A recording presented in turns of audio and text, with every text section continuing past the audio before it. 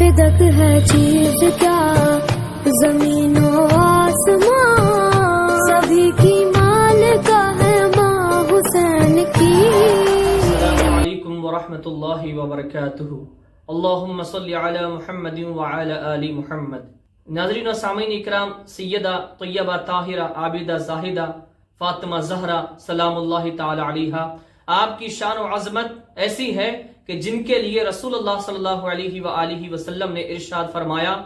فاطمۃ بضعۃ منی فمن اغضبها اغضبنی، کہ سیدہ فاطمہ زہرا سلام اللہ تعالی علیہا میرے جسم کا ٹکڑا ہے، میری جان ہے، میرے جگر کا ٹکڑا ہے۔ یہ جو لفظ حدیث کا بضعۃ، اس کو بضع تین طرح سے پڑھا گیا زبر زیر پیش کے ساتھ، پھر اس کا معنی الگ الگ کیا گیا ہے۔ علماء اکرام الگ الگ طریقے سے اس کو پڑھتے ہیں، پھر اس کے ترجمے بھی الگ ہوتے ہیں۔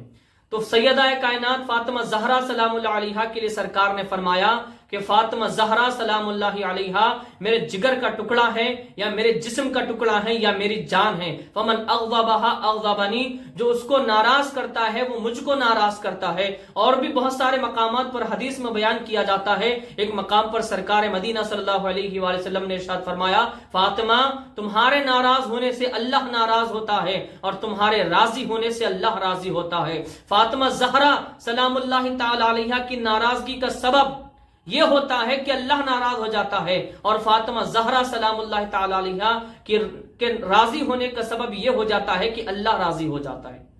ناظرین و سامعین اکرام، اگر سیدہ زہرا راضی تو اللہ راضی، اگر سیدہ زہرا ناراض تو اللہ بھی ناراض، اور جس سے اللہ ناراض ہو جاتا ہے اس پر دنیا اور آخرت میں لعنتیں ہوتی ہیں، اور جو سیدہ کو تکلیف دیتا ہے، ان کو ایذا پہنچاتا ہے، ان کو ناراض کرتا ہے، وہ انسان کافر ہو جاتا ہے۔ ناظرین و سامعین اکرام، ہر دور میں آپ دیکھیں، جس دور میں رسول کی یا آل رسول صلی اللہ علیہ وآلہ وسلم وعلیہم السلام کی توہین کی گئی، ان کو ایذا دی گئی، ان کو تکلیف دی گئی، ان کی گستاخی کی گئی، وہ ہر دور میں وہ لعنتی حرامی کافر نکلے ہیں۔ جتنے بھی نکلے وہ حرامی نکلے ہیں، اور جو سیدہ زہرا سلام اللہ تعالی علیہا کو خطا پر بولے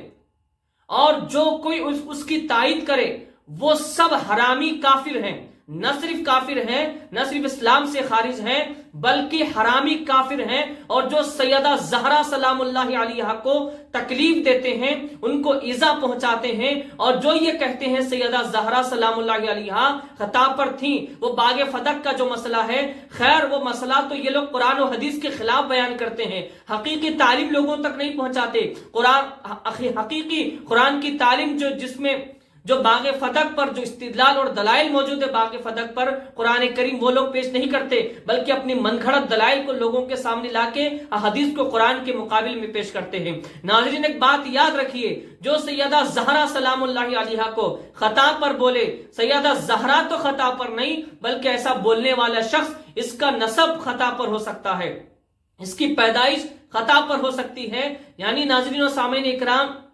یہ پیدا ہی خطا سے ہوا ہے۔ جو سیدہ زہرا سلام اللہ علیہا کو خطا پر بولے وہ حرامی کافر ہے، جو سیدہ زہرا کو خطا پر بولے۔ ناظرین و سامعین اکرام، سیدہ زہرا سلام اللہ علیہا کون ہے؟ المستدرک میں بیان کیا جاتا ہے کہ رسول اللہ صلی اللہ علیہ وآلہ وسلم سیدہ فاطمہ زہرا سلام اللہ تعالی علیہا کے استقبال کے لیے جب وہ تشریف لاتی رسول اللہ صلی اللہ علیہ وآلہ وسلم کے مقام پر، تو حدیث میں بیان کیا جاتا ہے فقام الیہا، رسول اللہ کھڑے ہوتے اور سیدہ کے پاس جاتے، ان کا استقبال کرتے، لاتے، اپنے مقام پر سیدہ کو بٹھاتے۔ اور جب کبھی رسول اللہ صلی اللہ علیہ وآلہ وسلم کو جنت کی خوشبو سونگنا ہوتی تو آپ سیدہ زہرا سلام اللہ علیہا کے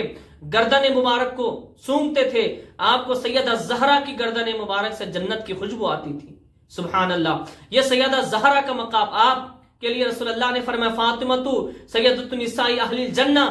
جنتی عورتوں کی سردار سیدہ فاطمہ زہرا سلام اللہ علیہا۔ قرآن کریم میں اللہ تبارک و تعالی نے ارشاد فرمایا ان الذین یؤذون اللہ ورسولہ لعنہم اللہ فی الدنیا والآخرۃ واعد لهم عذابا مہینا،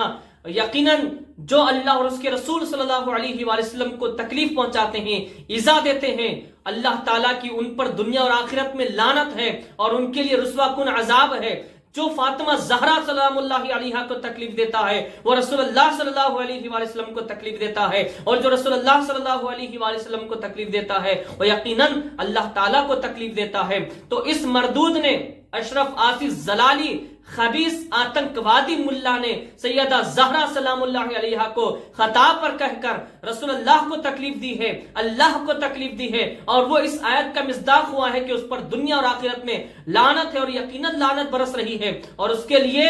آخرت میں رسوا کن عذاب ہے۔ لیکن اللہ تعالیٰ نے آخرت میں تو اس کے لیے رسوا کن عذاب ہوگا ہی، لیکن اللہ تبارک و تعالیٰ نے اس کو دنیا میں بھی رسوا کر رکھا ہے، دنیا میں بھی رسوا ہے۔ تو یاد رکھیں، اہل بیت علیہم السلام کی جو توہین اور گستاخی کرے گا وہ حرامی کافر ہوگا۔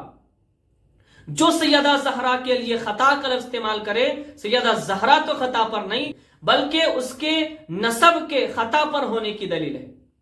ناظرین و سامعین اکرام، سیدہ زہرا سلام اللہ تعالی علیہا کی شان ایسی، رسول اللہ اپنی گستاخی تو معاف کر سکتے ہوں گے لیکن اپنی صاحبزادی، اپنی شہزادی کی تکلیف اور گستاخی کو کبھی معاف نہیں کر سکتے۔ ناظرین، اب اور آپ کو ناصبیوں، خارجیوں، حرامیوں کو پہچاننا ہے، جس کی اصل ہی خطا پر ہے، جو پیدا ہی خطا پر ہوئے ہیں، وہ آپ کامنٹ پڑھ لیجئے، آپ کو پتا چل جائے گا کون حرامی اور کون حلالی ہیں۔ میرے ویڈیو کے نیچے کامنٹس آئیں گے، وہ کامنٹس کو آپ پڑھ لیجئے گا، آپ کو پتا چلے گا کہ کون کون حلالی ہیں اور کون کون حرامی ہیں۔ اللہ تعالیٰ کی بارگاہ میں دعا کرتے ہیں کہ مولا تعالیٰ جو کہا سنا اس پر عمل کرنے کی توفیق عطا فرمائے، آمین ثم آمین بجاہ النبی سید المرسلین طہ و یاسین۔